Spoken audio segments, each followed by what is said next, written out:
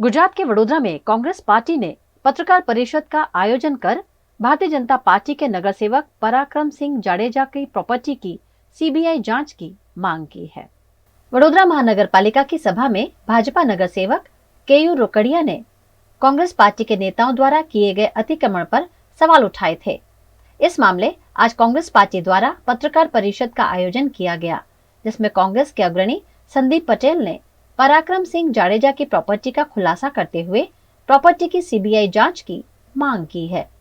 હવે સૌ પ્રથમ કે ગઈકાલની સભાનું એક મેં મીડિયા દ્વારા મારા ધ્યાને આવ્યું કે અમારી કોઈ મિલકતની વાત પરાક્રમસિંહ જાડેજા કરતા હતા। એ ખરેખર એનો ખુલાસો કરી દો।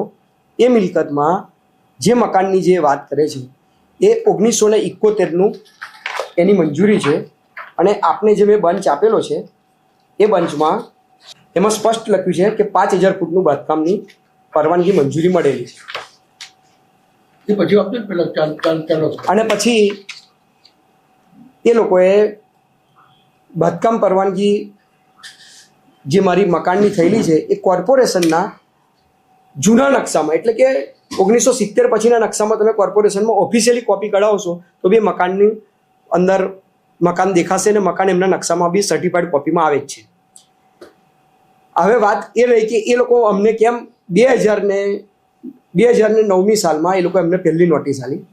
એ નોટિસથી આલ્યા પછી અમે એ લોકોને સંપાદન વગર અમારી જમીન મફત જોતી હતી, એટલા માટે અમે જમીન એ લોકોને આપી નહીં। 2010માં હરની સમાને જોડતો લિંક રોડ એ લોકોએ ટેન્ડર આપીને વગર સંપાદન કરેલ બ્રિજ બનાવી દીધો। પ્રજાના પૈસે બ્રિજ બનાવીને બ્રિજ તૈયાર થઈ ગયો 2 વર્ષમાં। 2012થી એ બ્રિજ બનીને રેડી હતો, કોઈ જમીન સંપાદન ના કરી અને સ્થળ પર 2012થી 2019 સુધી એ બ્રિજ એવો ને એવો પડી રહ્યો કે રસ્તો ના ચાલુ થયો હરની સમાને રોડ અને પ્રજાના પૈસા કરોડો રૂપિયા 20-25 કરોડના ખર્ચે બનેલ બ્રિજ એવો ને એવો પડી રહ્યો।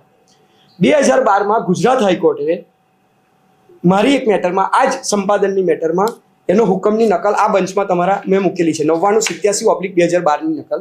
એમાં ગુજરાત હાઈકોર્ટે એક હુકમ કર્યો કે આ હરણીની જગ્યા વિનુભાઈ જીવાભાઈ પટેલની 100% સંપાદન કરીને અને વળતર બજાર ભાવ પ્રમાણે વળતર ચૂક્યા વગર કોઈ પણ કોર્પોરેશનના અધિકારી અંદર દાખલ થવું નહીં અને બજાર ભાવ પ્રમાણે વળતર ચૂકવીને એનો કબજો લેવો।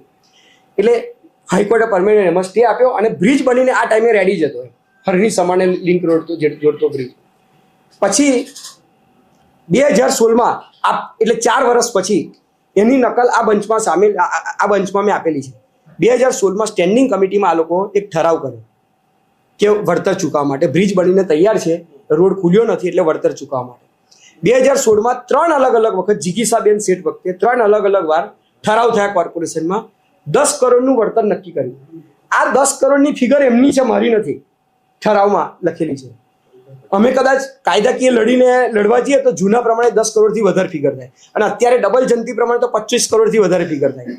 10 કરોડ ફિગર નક્કી કરી, પરંતુ એ લોકોમાં ફંડ ના હોવાના કારણે 3 વાર સભામાં મુલતવી રહ્યો। સંદીપભાઈ અને અમારા ભીખાભાઈ પ્રેસ કોન્ફરન્સ કરી છે। અમારી કાલે પણ વાત એ હતી કે શહેરની અંદર જે તમારી સત્તા સર્જિત જે પૂર આવ્યું એનો નિકાલ કઈ રીતે કરવો। આ તો સભામાં જે બોલ્યા છે તો બહુ બોલી ચૂક્યો છું કે ઝોન ચેન્જ કરવાની જે પ્રક્રિયા ચાલી છે એમાંથી શહેર ડિસ્ટર્બ થાય છે। કોઈ પણ ટીપી સ્કીમ હોય કે ગમે તે હોય, શહેરની અંદર કોઈ બી ઝોન ચેન્જ કરવું હોય તો એ ઝોન ચેન્જ ના કરી શકે, સિવાય કે અર્જન્ટ કોઈ એવું હોય તો જ ઝોન ચેન્જ થાય। આ વારાફરતી ઝોન ચેન્જ થવાનો મતલબ શું થયું?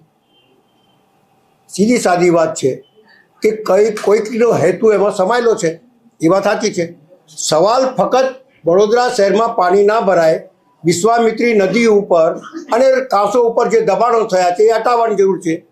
એમના પત્રકાર પરિષદમાં એમના પ્રમુખે એવું કીધું છે કે કોઈ બી ચમરબંધીનું ગેરકાયદેસર બાંધકામ છોડાય નહીં અને તોડી નાખવામાં આવશે। તો તે જ વખતે મેં સભામાં સવાલ કરેલો કે તમે લોકોએ જે ઝોન ચેન્જ કરીને લોકોને કાયદેસર કરી આપ્યા છે અને જેના લીધે પાણી અટકે છે એ તોડશો કે કેમ? આ મારો પ્રશ્ન હતો। એ પ્રશ્નની અંદર ઉદ્ભવેલા પ્રશ્નો છે.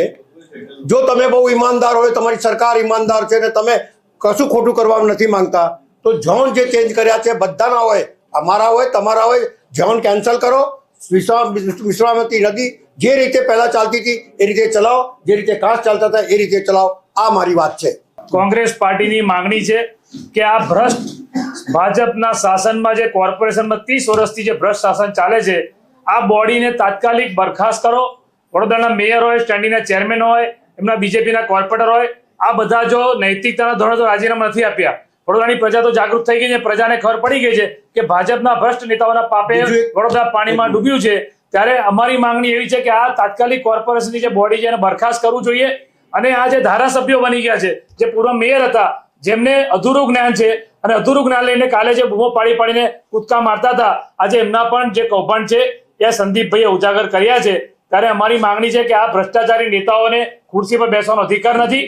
પ્રજા તો આવનાર દિવસમાં ભ્રષ્ટાચારી નેતાઓને ઉતારી દેશે ખુરશી પરથી, અને એ લોકો ગભરાઈ ગયા છે કે એમની ખુરશી ખતરામાં છે. માટે કોંગ્રેસ પર આક્ષેપ કરે છે. 30 વર્ષ સુધી સત્તા ભોગવી, મેયર, ધારાસભ્ય, સાંસદ બધા ભાજપના છે, તો પણ આજે કોંગ્રેસનું નામ લેવું પડે છે. એમના પાપનો ઘડો બીજાના માથે ફોડી રહ્યા છે. ત્યારે અમારી માંગણી છે કે આ ભ્રષ્ટ બોડીને તાત્કાલિક બરખાસ્ત કરવું જોઈએ. રાજ્યના મુખ્યમંત્રી જે પોતાને મૃદુ અને જે દેશના પ્રધાનમંત્રી જેમને વડોદરાએ ખોબે ખોબરીને વોટ આપ્યા, જો ખરેખર આ લોકોમાં સાચે તમે નિષ્પક્ષ હોય અને પારદર્શકતા વહીવટની વાત કરતા હોય, તો તમારા બીજેપીના ભ્રષ્ટાચારના નેતાઓના કારણે વડોદરામાં પાણી આવ્યું છે, વડોદરા પાણીમાં ડૂબ્યું છે. આપણે કહેવા માંગુ છું કે જ્યારે વડોદરા પાણીમાં ડૂબ્યું હતું ને, ત્યારે અહીંયા કંટ્રોલ રૂમમાં જે બીજેપીના ધારાસભ્ય, જે ટેકનોક્રેટ મેયર, એ લેવલ, વિશ્વામિત્રનું લેવલ હવે આટલું છે, આજવાનું લેવલ આટલું છે. અરે ભાઈ, લેવલ જોવાનું કામ તમારું નથી, તમારું કામ પ્રજાને બચાવવાનું.